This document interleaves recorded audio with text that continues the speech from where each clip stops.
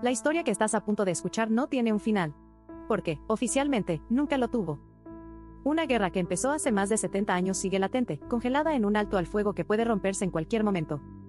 Pero, ¿cómo es posible que un conflicto tan brutal nunca haya concluido? ¿Por qué dos países siguen atrapados en una pausa bélica que podría explotar de nuevo? Acompáñame en esta historia de espías, batallas y secretos que todavía afectan al mundo hoy. Pero para entender esta guerra, hay que retroceder un poco más en el tiempo. El 25 de junio de 1950, el mundo despertó con una noticia impactante. Corea del Norte había cruzado el paralelo 38 e invadido Corea del Sur. Pero para entender esta guerra, hay que retroceder un poco más en el tiempo. Corea, una sola nación durante más de 1000 años, fue ocupada por Japón en 1910. Durante 35 años, la península sufrió la brutalidad del imperialismo japonés hasta que, en 1945, al final de la Segunda Guerra Mundial, el dominio japonés llegó a su fin. Pero la liberación trajo un nuevo problema. Estados Unidos y la Unión Soviética dividieron Corea en dos zonas de influencia. Al norte, un régimen comunista apoyado por la URSS. Al sur, un gobierno pro-occidental respaldado por Estados Unidos. El problema es que ninguno de los dos aceptaba la idea de una Corea dividida. Y ahí es donde comienza la tragedia. Cuando los tanques norcoreanos cruzaron la frontera en 1950, el gobierno de Corea del Sur no estaba preparado. En apenas semanas, Seúl cayó y las tropas surcoreanas se replegaron hacia el sur, casi hasta el mar. Parecía que la guerra terminaría en una victoria rápida para el norte, pero entonces, Estados Unidos entró en acción. Bajo la bandera de las Naciones Unidas, Estados Unidos lideró una coalición de países que, en cuestión de meses, dio un giro total al conflicto.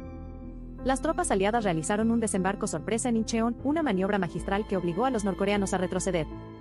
En cuestión de semanas, las fuerzas de la ONU no solo recuperaron Seúl, sino que cruzaron la frontera y avanzaron hasta casi llegar a China.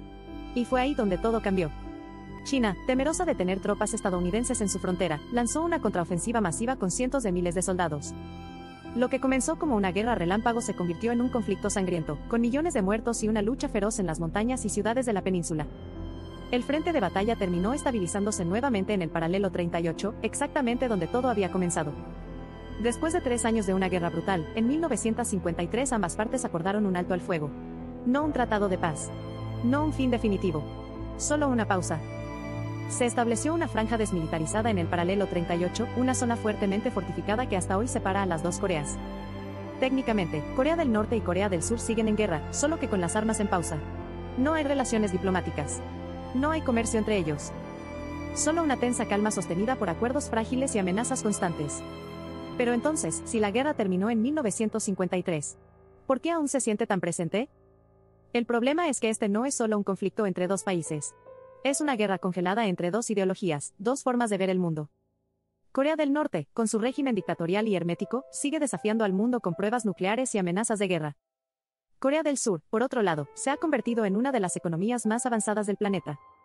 Pero la herida sigue abierta. Familias separadas por más de 7 décadas aún esperan un reencuentro que quizá nunca llegue. Y cualquier provocación podría desatar una nueva guerra. Esta vez, con consecuencias devastadoras. Cada cierto tiempo, tensiones como pruebas de misiles, enfrentamientos en la frontera o discursos agresivos hacen que el mundo contenga la respiración. Porque en la península de Corea, la guerra nunca terminó. Solo está en pausa, esperando el siguiente capítulo. La gran pregunta es, ¿alguna vez habrá un tratado de paz? ¿Podría la península volver a unirse? A lo largo de los años ha habido intentos de diálogo, reuniones históricas entre líderes y promesas de unificación. Pero la realidad es que, con los intereses políticos y económicos en juego, un verdadero acuerdo parece tan lejano como en 1953. Y así, la guerra de Corea sigue siendo un recordatorio de que no todas las historias tienen un final claro. Algunos conflictos quedan atrapados en un limbo, esperando el día en que alguien se atreva a escribir la última página. ¿Qué piensas? ¿Crees que algún día Corea del Norte y Corea del Sur podrán reconciliarse? Déjame tu opinión en los comentarios y si te gustan este tipo de historias, no olvides suscribirte para más contenido curioso e intrigante.